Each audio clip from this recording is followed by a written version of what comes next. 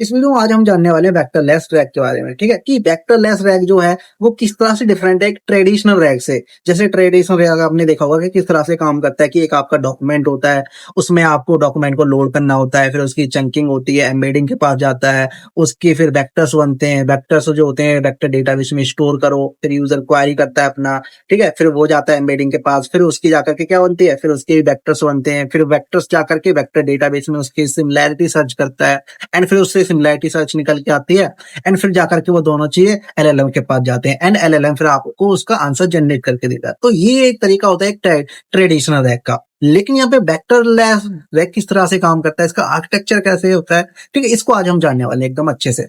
तो जो vectorless rag होता है ना, उसमें देखो क्या नहीं होता, उसमें चंकिंग नहीं होती, एम्बेडिंग नहीं होती और ना कोई वेक्टर डेटाबेस में उसमें कोई चीज स्टोर होती है। ठीक है, तो ये ना कॉस्ट को भी बचा देता है। एम्बेडिंग में जैसे हम मॉडल यूज करते हैं और पिनाई किसी का भी तो उसकी कॉस्ट लगती है, तो ट्रेडिशनल रैग में कॉस्ट को भी बचाता है। तो ये किस तरह से काम करता है वो हम बात करते हैं। ठीक है, तो जो आपका वेक्टरलेस रैग है ना, ये किस तरह से काम करता है। तो सबसे पहले तो आपका एक डॉक्यूमेंट तो होता ही होता है। ठीक है, तो डॉक्यूमेंट होता है तो डॉक्यूमेंट को लोड किया जाता है। जब लोड करते हैं ना तो वहां पे ना लोड करने के बाद उस डॉक्यूमेंट का मान लो कोई पीडीएफ है आपके पास 50 पेज की, 200 पेज की, आपके कंपनी का कोई सा पीडीएफ हो सकता है। ठीक है, उस पीडीएफ का यहाँ पे चंकिंग नहीं होती, तो क्या होता है वहां के उस पीडीएफ का उसका टेक्स्ट है वो एक्सट्रैक्ट किया जाता है। ठीक है, एंड उसका जो मेटा डेटा है उसको भी वहां से एक्सट्रैक्ट करता है एंड उसके बाद जब एक्सट्रैक्ट होता है ना उसको क्लीन किया जाता है। ठीक है, नॉर्मलाइजेशन होता है उसका एंड फिर उसके बाद उसके चंक्स बनते हैं। ठीक है, पेज इंडेक्सिंग होती है यहाँ पे। जब पेज इंडेक्सिंग चंकिंग बनती है उसकी, तो क्या होता है उसमें मेटा डेटा ऐड हो जाता है, उसके रिसोर्सेज, ठीक है, डेट जो भी चीज होती है उसमें वो सारी की सारी वहां से निकलती है एंड फिर उसको क्या हो जाता है उसके इंडेक्सेस बन जाते हैं। इंडेक्सेस जैसे कि आपकी बुक होती है ना, जो फ्रंट पेज आपने देखा होगा बुक का, कि जैसे सीरियल नंबर लिखे होते हैं, चैप्टर के नेम से लिखे होते हैं, फिर उसके चैप्टर के नंबर पेज नंबर होते हैं कि ये वाला चैप्टर इतने से इतने पेज है। तो यहाँ पे भी इसी तरह से हो रहा होता है। ठीक है, तो उसको पता चल जाता है। तो उसकी सारी इंफॉर्मेशन है ना यहाँ पे जो हमारा ट्रेडिशनल रहेगा उसमें क्या होता है सिमिलैरिटी सर्च होती है। ठीक है, यूजर करता है उसको सिमिलैरिटी सर्च होती है। लेकिन यहाँ पे क्या क्या सर्च होता है, जैसे कि आप इसमें ना उसके डेट एग्जैक्ट सर्च कर सकते हो, इसमें आप पेज नंबर के बेसिस पे सर्च कर सकते हो या फिर किसी हेडलाइन से सर्च कर सकते हो या फिर बहुत सारे मेटा डेटा हो गया, मतलब टैग से भी आप सर्च कर सकते हो। बहुत सारी चीज से यहाँ पे आप उसमें सर्च कर रहे हो। यहाँ पे सिमिलैरिटी सर्च भी उस तरह से नहीं हो रही होती है, तो आप यहाँ पे बहुत तरह से सर्च कर सकते हो इसमें। ठीक है, यहाँ पे बहुत सारा फ्लेक्सिबल है। ठीक है, तो यहाँ पे जब उसका इंडेक्सेस बन जाते हैं ना, जैसे कि BM25 हो गया, फुल टेक्स्ट का इंडेक्स हो गया, ठीक है, एज पर रिलेशन भी हो गया, यहाँ पे इस तरह से इन सारी चीजों का यहाँ पे जब इंडेक्स बन जाता है देन उसके बाद क्या करता है यूजर अपनी क्वेरी करता है। ठीक है, कि वो क्या सर्च करना चाहता है इस डॉक्यूमेंट में। ओके, एंड जब डॉक्यूमेंट में जब क्वेरी करता है ना उसकी क्वेरी को समझा जाता है कि ये जो यूजर ने क्वेरी करी है ये क्या सर्च करना चाहता है, उसके क्या वर्ड्स है, ठीक है, एंटिटी क्या बननी है, उसकी रिलेशन क्या है।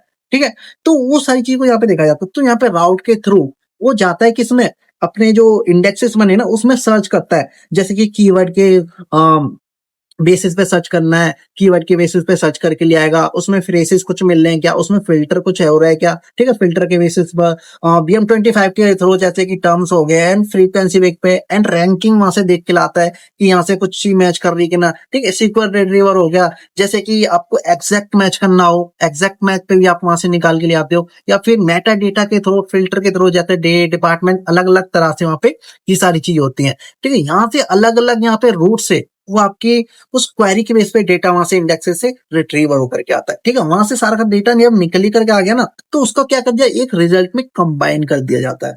ओके, एंड जब वहां पे क्या होती है री रैंकिंग होती है, फिल्टरिंग होती है उस चीज के जितना भी डेटा उसके बेसिस पे निकल के आया ना, एंड फिर उसमें से क्या निकाले जाते हैं टॉप के रिजल्ट्स निकाले जाते हैं। जैसे कि आप मान लो कि आप चाहते हो कि 4 5 6 जितने भी टॉप के रिजल्ट आप निकालना चाहते हो तो वहां से आप उस चीज को निकाल लेते हो। ठीक है, देन उसके बाद जब वहां पे आप टॉप के रिजल्ट्स निकाल लेते हो तो उसका ना और जो यूजर का जो क्वेरी था उसका ना एक प्रॉम्प्ट टेम्पलेट बना दिया जाता है। ठीक है, तो उसका ना एक प्रॉम्प्ट टेम्पलेट हो गया एंड फिर जाकर के उस चीज को LLM के पास भेजते हैं, उन दोनों चीज को मिलाकर क्वेरी का, और उसको LLM के पास भेजते हैं कि ये इस क्वेरी के बेसिस पे ये वहां से टेक्स्ट एक्सट्रैक्ट होकर के आए, ठीक है, फैच होकर के आए, उसमें से LLM के पास भेज दिया जाएगा दोनों चीज को एंड फिर उससे वो क्वेरी करके दे देता है LLM। तो हमारा जो वेक्टर लेस यहाँ पे जो काम करता है तो इस तरह से काम करता है। यहाँ पे आपका क्या क्या नहीं होता, देखो इस तरह से किस तरह से डिफरेंट है कि यहाँ पे एम्बेडिंग नहीं होती आपकी।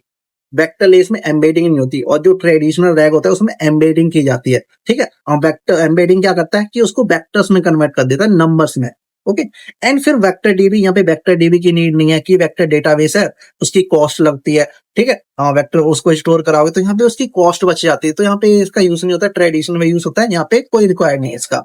एंड सिमेंटिक सर्च, आपकी ट्रेडिशनल रैग में सिमेंटिक सर्च सबसे ज्यादा मोस्ट इंपॉर्टेंट है। वहां पे ट्रेडिशनल वो सिमेंटिक सर्च चलती है, लेकिन यहाँ पे डिपेंड करता है कि आपका मेथड क्या कहना चाह रहे हो, ठीक है।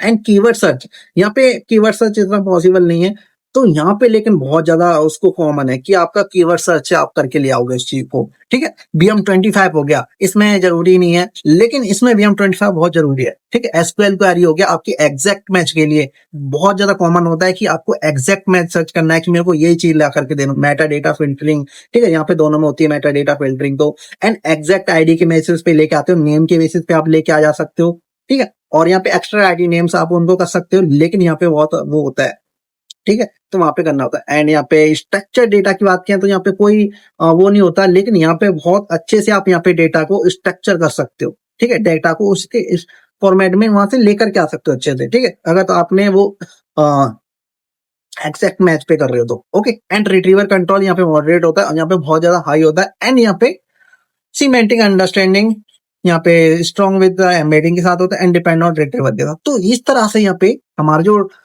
वेक्टर वेक्टरलेस रहेगा काम करता है, और इस तरह से इन दोनों में ये डिफरेंस होता है। तो कौन सा अच्छा है कौन सा है अब आप डिसाइड कर सकते हो, ठीक है। तो इस तरह से हमारा काम करता है। तो मैं सोच रहा हूँ यार नेक्स्ट वीडियो में वेक्टरलेस रैक को बना करके आपको देखूं कि किस तरह से काम करता है। मैंने अभी लिखा तो था, इसका कोड है मेरे पास, लेकिन उसकी ना API कॉस्ट हिट लिमिट हो रही है।